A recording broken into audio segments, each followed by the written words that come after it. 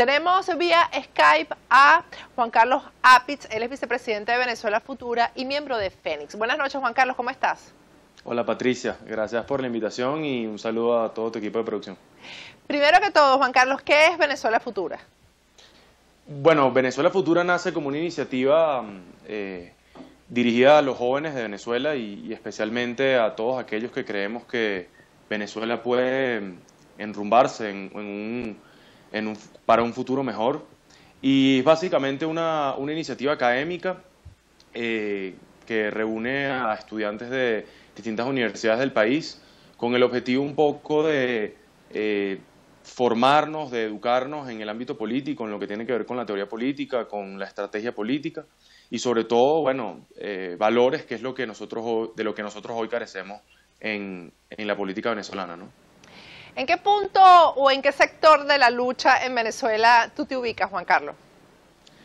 Bueno, y creo que no hay ninguna duda que en la resistencia, y precisamente porque en Venezuela vivimos una situación que no nos permite a nosotros asumir posturas democráticas, por ejemplo, o de posturas que nos permitan ir a unas elecciones, posturas que de una u otra manera nos permitan participar activamente como está incluso contenido en nuestra propia Constitución. ¿Qué es la resistencia, Juan Carlos?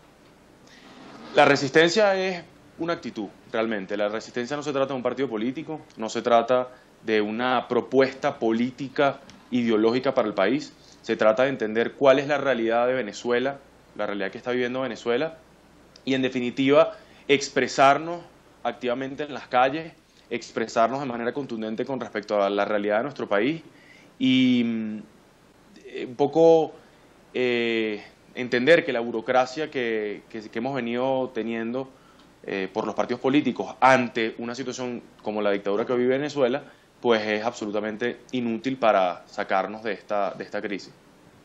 Juan Carlos, tú, ¿cuántos años tienes, por cierto? Eres muy joven. 21 años. 21 años. También eres miembro de Fénix.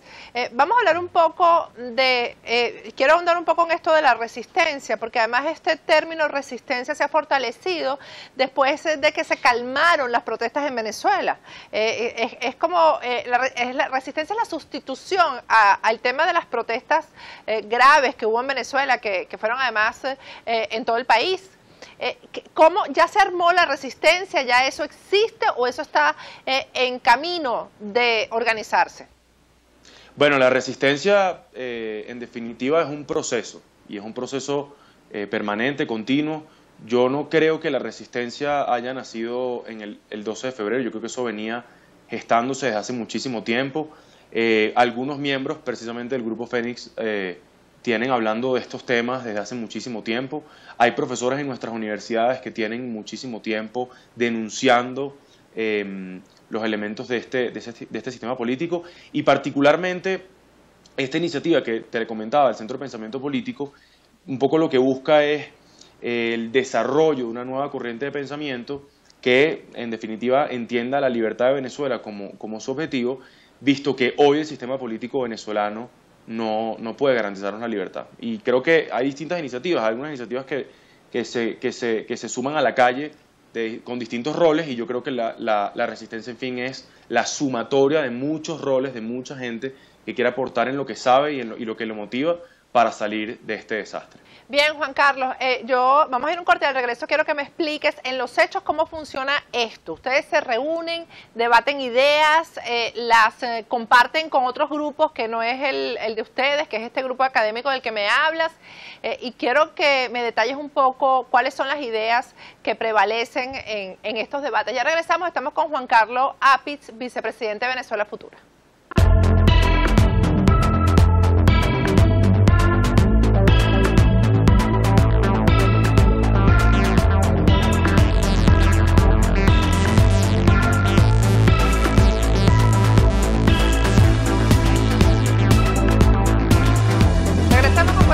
Estamos conversando con Juan Carlos Apitz, miembro de Fénix y vicepresidente de Venezuela Futura. Juan Carlos, te dejé una pregunta en el aire. En la práctica, ¿cómo funcionan estos debates de ideas de ustedes? ¿Cada cuánto se reúnen? Y exactamente, ¿cuáles son las ideas que preponderan? Es decir, las que prevalecen en estos momentos que estamos viviendo en Venezuela. Bueno, lo más importante es que el centro de pensamiento se nutre de personas que estudian carreras muy diversas. En mi caso, yo estudio Derecho y Ciencias Políticas y así tenemos integrantes que estudian Ingeniería, que estudian Arquitectura, que estudian estudios liberales.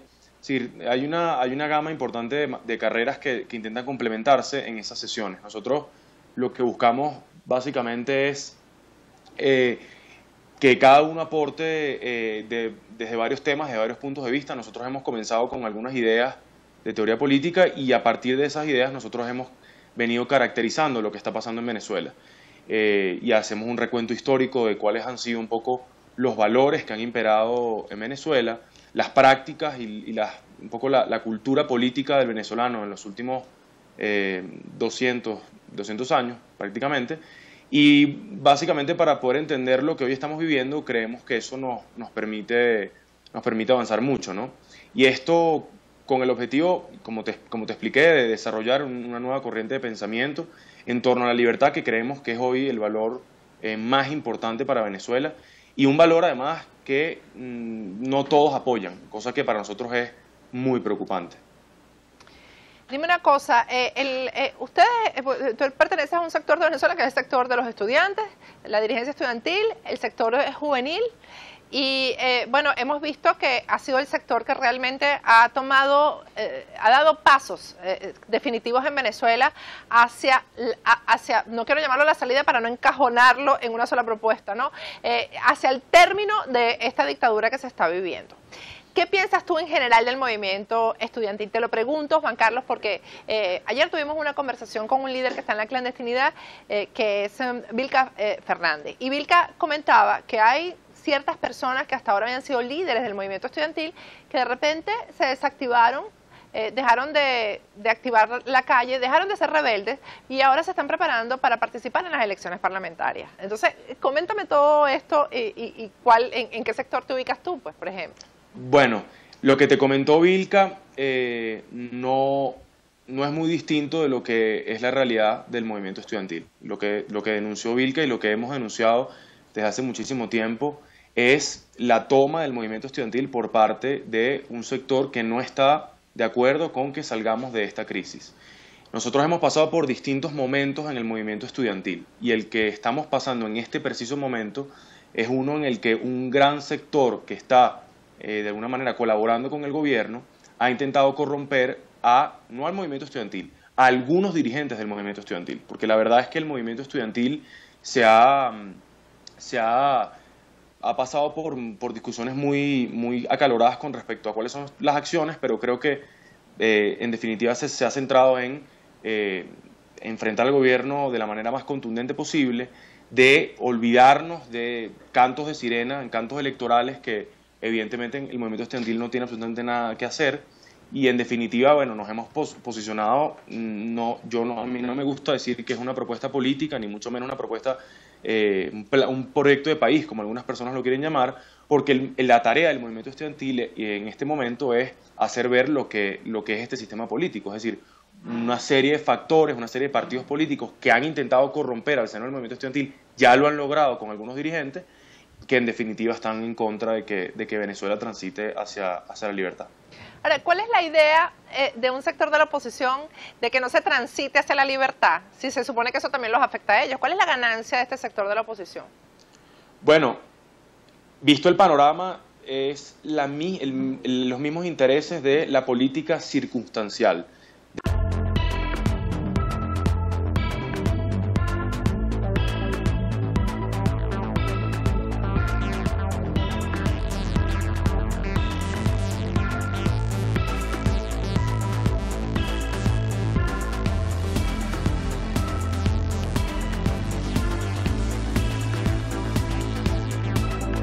Regresamos con Cuéntamelo Todo. Estamos hoy vía Skype con Juan Carlos Apitz. Eres el vicepresidente de Venezuela Futura y miembro del Grupo Fénix.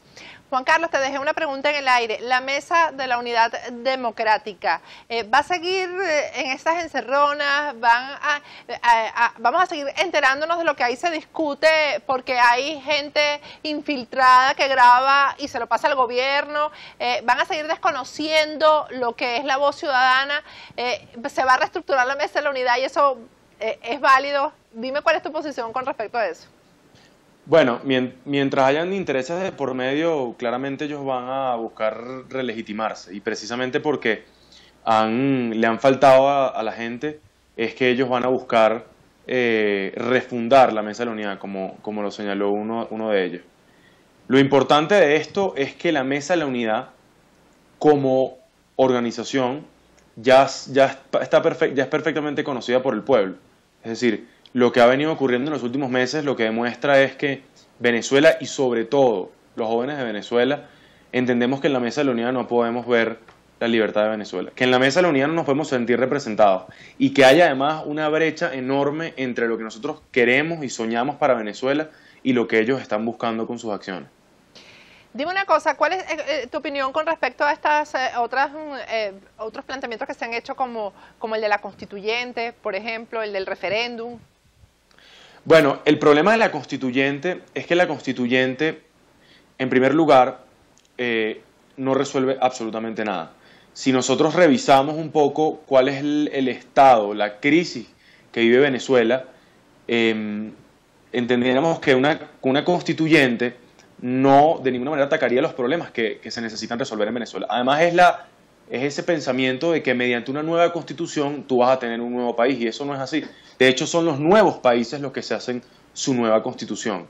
Y Venezuela tiene que transitar por una serie de procesos de cambios y de transformaciones y de nuevas concepciones y de nuevas tareas y de nuevos actores y de nuevos dirigentes para poder entrar en una constituyente. Porque lo cierto de la constituyente, que es una propuesta interesante, pero lo cierto de la constituyente es que si tú tienes a los mismos actores, si tienes el sistema político que hay hoy, que es un sistema que no permite el debate político, porque hay que entenderlo así, no existen facciones en Venezuela que donde se pueda ver una diferencia entre un criterio y otro. Todos creen en el igualitarismo, todos creen en la socialdemocracia, todos están de acuerdo con el clientelismo, todos están de acuerdo con propuestas populistas. O sea, ¿qué podría salir de una constituyente, de un debate con ese tipo de actores?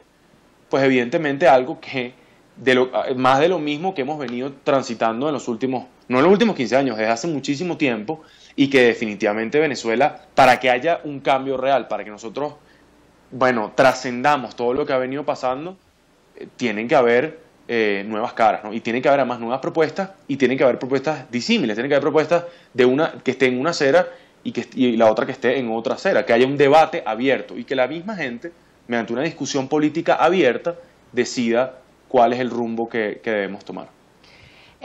Fénix, por ejemplo, que es el grupo que diría yo lo encabeza Juan Carlos Sosa Ospuro y el que tú perteneces, está girando por todo el país y hacen foros, creo que el último fue en Coro, creo, si no me equivoco, que el último fue en Coro. ¿Qué hablan ustedes en esos foros y qué receptividad hay? ¿Va la gente está participando? Sí, de hecho, en Coro tuvimos una experiencia muy interesante, y es que en Coro no solo hubo una gran afluencia de personas, sino que en Coro se dio cita mucha de la base, de la militancia de los partidos políticos. Y parte importante de los argumentos que nosotros estábamos planteando con respecto a Venezuela es que no existe debate político, eso mismo que te estoy comentando. Entonces, cuando nosotros empezábamos a hablar de cuáles son los cambios que han venido presentándose en Venezuela, las propuestas que ha dado la Mesa de la Unidad, cuál es la postura de algunos dirigentes, cuáles han sido las posturas incoherentes de algunos dirigentes, pues entonces la gente cuando participa lo que expresa es, oye, eso es lo que nosotros hemos venido pensando desde hace mucho tiempo, eso es lo que yo creo que deberíamos considerar, que deberíamos debatir, y fíjate que muchas de las personas que estaban ahí identificaron los mismos problemas que identificábamos nosotros, que los partidos políticos, por ejemplo, están en contra del caudillismo, están en contra de Hugo Chávez y Maduro, pero son profundamente caudillistas, que los partidos políticos se nutren de una sola cara. Por ejemplo, que todos los partidos políticos creen que si estallan en el poder van a resolver absolutamente todo y que esa misma suprema felicidad que nos brinda, que nos dio Chávez, entonces ahora ellos también la podrían hacer a su manera, a su gusto.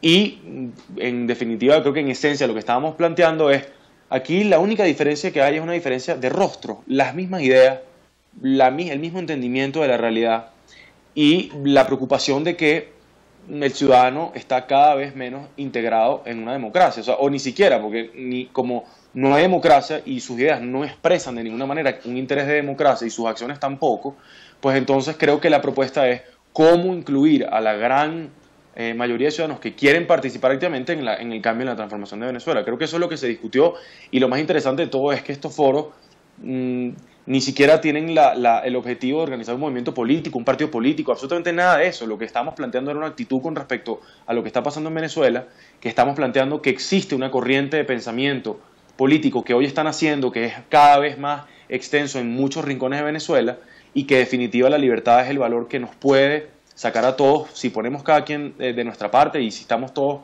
de acuerdo con que discutamos y debatamos abiertamente las ideas de Venezuela, pudiéramos transitar a una Venezuela distinta. Entonces, vámonos a ese foro, por ejemplo, en Coro, donde tú me dices que hubo base, militancia de partidos políticos, no hay que mencionar cuáles, ¿no? ¿Es esa base militante la que resiente el caudillismo dentro de sus propios partidos? Es decir, podemos decir que hay como una especie de rebelión en la granja en los partidos tradicionales. Total y absolutamente. Fíjate que los partidos tradicionales se han nutrido de características muy similares a los partidos que hacían vida en Venezuela hace 30 y 40 años. Lo cierto es que nosotros lo que estamos viendo, porque yo lo digo como estudiante, ellos lo dicen también desde su posición de sociedad civil, de ciudadanos, y cuando tú ves la actuación de los partidos políticos te das cuenta que es una política circunstancial. Es decir, ¿cómo acoplo yo el partido político a lo que la gente está esperando de mí? En definitiva, no existe una propuesta que sea, de alguna manera, que se diferencie, no existe un debate donde nosotros podamos decir, oye, esto no es parte de una mayoría, esto no es parte de una minoría, ¿cómo hacemos? En Venezuela el debate se fue, y cuando el debate político se va, Patricia, yo creo que hasta se va la política, porque empezamos entonces a dar vueltas en propuestas, en líderes, en suposiciones que nunca se dan. Y tenemos gente entonces, tenemos partidos que, bueno, ¿qué es lo que nos queda? La constituyente, bueno, vamos con una constituyente. ¿Qué es lo que nos queda? Agrupar a la sociedad civil, bueno, vamos con la sociedad civil. Es decir, no hay algo estructurado, no hay una coherencia, que es lo que yo creo que la gente también está pidiendo, y eso la gente lo percibe. De hecho, la propia militancia lo que expresaba era que hay una brecha muy importante entre lo que los dirigentes están planteando y lo que la base quiere, ¿no? Muchos de ellos, además, que participaron en elecciones internas y no se les reconoció, que participaron en procesos electorales y nunca se les legitimó en sus cargos, no les ha importado en absoluto lo que han hecho, no tienen ningún tipo de organización como partido. Es decir, todo se ha tratado de aglutinar gente, buscar votos y en definitiva hacer creer que vivimos en una democracia. Pero el grupo de ustedes o en lo que ustedes están trabajando no es en la antipolítica o no son antipartidos, ¿no? Yo quiero que tú aclares eso bien. No, fíjate que muchas personas han planteado esto que yo estoy diciendo, primero de radical, segundo de antipolítica y tercero que estamos promoviendo una guerra civil. Las personas que están diciendo que estamos promoviendo una guerra civil no entienden que lo que nosotros estamos diciendo es que la calle es en definitiva un acto pacífico. Nadie está llamando a las armas, nadie está llamando a cumplir roles que no se le ha pedido. Yo en ningún momento, y me parece una gran irresponsabilidad de las personas que están llamando que en la calle nosotros empuñemos un fusil, cuando en realidad lo que estamos planteando es una batalla política, una batalla en el terreno de las ideas, que en definitiva lo tenemos todo para ganarlo. Las personas que creen que esto es radical, en definitiva creo yo que están viendo la situación desde la visión de los partidos políticos, porque lo radical se plantea como la realidad. ¿Qué es radical? Decir que vivimos en una dictadura. Aquí no existe ningún tipo de rasgo democrático, o sea, que aquí no podemos participar democráticamente de ninguna forma. Entonces, con respecto a la antipolítica, ¿qué más político, qué más dado a el fenómeno político que plantear la diferencia? plantear la libertad del ciudadano, plantear un sistema nuevo, plantear que desechemos lo que nunca ha funcionado y que nos enrumbemos hacia un camino de libertad. Yo creo que la política se da en eso, se da por eso, y eso es lo que a nosotros nos ha motivado. El hecho de que quieran matar el debate porque estemos planteando una cuestión como esta, creo que demuestra más bien una postura antipolítica, ¿no? Ahora, cuando tú hablas de debate, Juan Carlos, habrá gente que dice, bueno, pero ¿hasta cuándo vamos a debatir? Porque cuando tú hablas de debate, eso se siente como tiempo, ¿sabes? Largo en el tiempo, no sé si me entiendes, ¿no? Entonces, porque sí, el debate es así como, bueno, vamos a conversar hoy, volvemos a conversar mañana y después sacamos conclusiones y la gente siente que de esto hay que salir ya, de manera que siente el debate como algo en lo que se va a perder más tiempo. Entonces, yo quiero que tú me hables un poco de los tiempos, o sea, ¿cuánto tiempo aguanta más Venezuela? Bueno, lo que pasa es que una aseveración como esa, de vamos a salir ya de esto, pues puede darnos, por ejemplo, la respuesta de, bueno, pero entonces vamos a salir ya de esto, vamos a participar en las parlamentarias, vamos a salir ya de esto, vamos a empezar a construir para un revocatorio. Y yo creo que eso es muy peligroso, porque cuando me refiero a debate, se trata más bien de que nosotros logremos que en Venezuela entre en una conciencia con respecto a lo que está pasando en los partidos, lo que está pasando en este sistema político. Plantear tiempos yo creo que es bastante apresurado. Yo lo que sí estoy convencido es que mientras nosotros antes nos organicemos en pro de ir a la calle, de seguir deslegitimando y desobedeciendo el sistema, de conectarse con lo que la gente quiere, no lo que los políticos creen que la gente quiere, sino verdaderamente lo que la gente se piensa y se pregunta en los pasillos de un supermercado, por ejemplo. Cuando las personas están haciendo alguna diligencia ante un ente público. En definitiva, yo creo que eso es lo que nosotros tenemos que empezar a capitalizar. Y decir, no aguantamos más esto y vamos a organizarnos, vamos a desobedecer, vamos a la calle, ¿ok? Porque la calle nos ha rendido frutos increíbles. Yo creo que de los últimos 5 meses hemos sacado y vamos a seguir sacando victorias importantísimas. Y yo creo que los tiempos es una decisión del propio pueblo venezolano. Yo sí estoy convencido que tenemos muy poco tiempo, y en eso concuerdo, que no tenemos mucho tiempo para estar todavía debatiendo si aquí hay una democracia, si aquí hay algunos políticos que podemos cambiarles su carácter, su parecer. Más bien vamos a empezar a ver esto como una gran renovación del criterio, un gran entendimiento nuevo de lo que es la política en Venezuela, y a partir de ahí empezar, sí, un proceso de desobediencia generalizado que nos lleve a la libertad de Venezuela. Eso último es algo que quiero que me lo expliques bien en detalle. ¿Qué es la desobediencia? ¿En qué consiste? Porque la gente se pregunta, bueno, quiero desobedecer. La gente no quiere acatar ya a un gobierno que definitivamente no ha cumplido con su rol principal, que es darle paz y tranquilidad al país, ¿no? ¿En qué consiste el desconocimiento y la desobediencia? Bueno, en primer lugar, habría que identificar realmente a quién queremos desobedecer. Hay personas que han planteado que hay que desobedecer al gobierno. Lo cierto es que nosotros tenemos que desobedecer a todo un sistema, y en eso se incluye al gobierno y también se incluye a todos aquellos agentes del sistema político que quieren que el gobierno se mantenga. ¿Cómo se desobedece? Se desobedece sin la utilización de los métodos que el propio sistema provee. Desobedecer, esa situación en la cual nosotros estamos en la calle y estamos dispuestos a estar en la calle siempre, son métodos que no plantea el sistema. El sistema, por ejemplo, ha dicho que hay que pedir permiso para marchar de un lado a otro. Cuando nosotros desobedecemos, primero, no se pide permiso porque nosotros lo entendemos como un derecho natural. Desobedecer, y no me quiero remitir al 350 porque no se trata de una cuestión contenida en la Constitución, eso es una cuestión natural del ser humano, que en definitiva es absolutamente humano querer salirse, sacarse, no sentirse identificado, no pertenecer con un sistema que está oprimiendo mi libertad, que lo que busca es esclavizarme. Y tanto en cuanto ese sistema lo que está buscando es amilanarme, llevarme a menos, pues entonces yo estoy en el pleno derecho de desobedecer. Y desobedecer con métodos que yo creo convenientes. También es una cuestión de roles, Patricia. Yo creo que hay personas que tienen muchísimas habilidades, que tienen muchísimas motivaciones, pero que sin embargo no hay cosas que no podrían hacer. Lo importante es que nosotros identifiquemos individualmente para qué somos buenos, cómo podemos organizar, cuál es verdaderamente la comunidad a la que pertenecemos y a quiénes podemos organizar para definitivamente desobedecer. Y ahí está la cuestión de la desobediencia, organizarnos para deslegitimar los medios. No se trata de organizar burocráticamente, esa es la otra situación.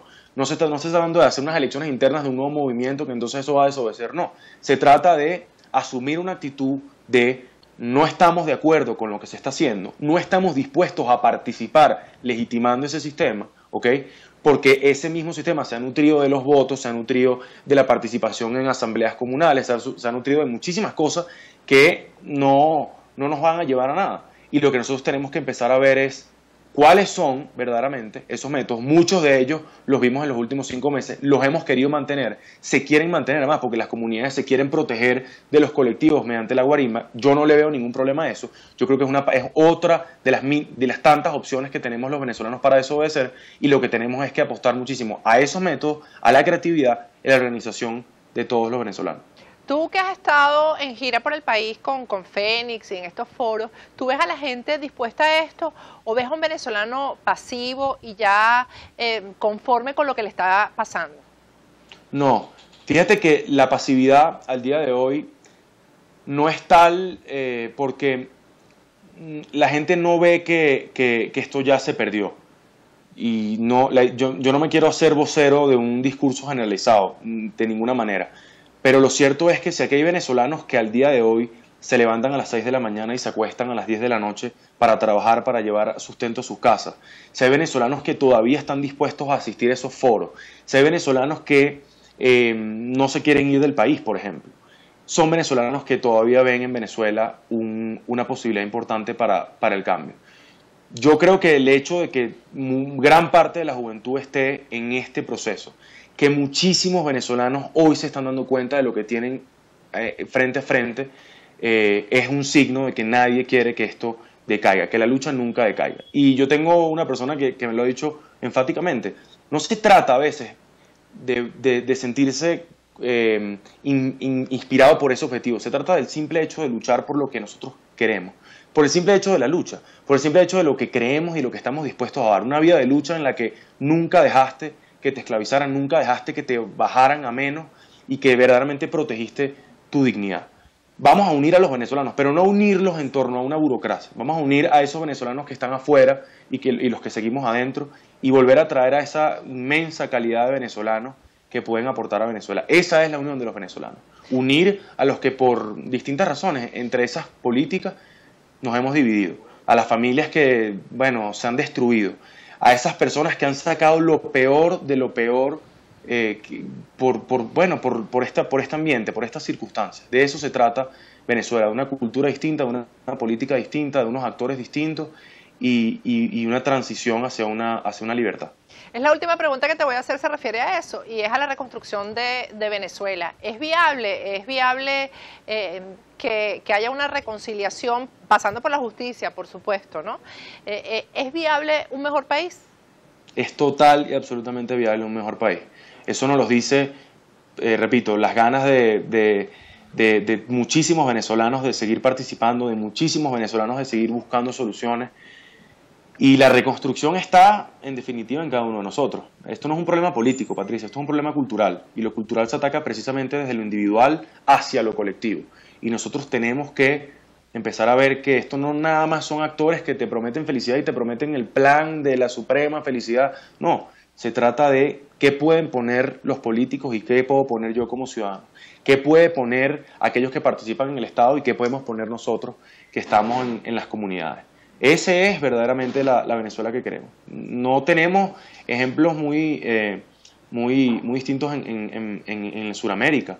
Colombia es un país que ha crecido muchísimo en los últimos años. ¿Perú?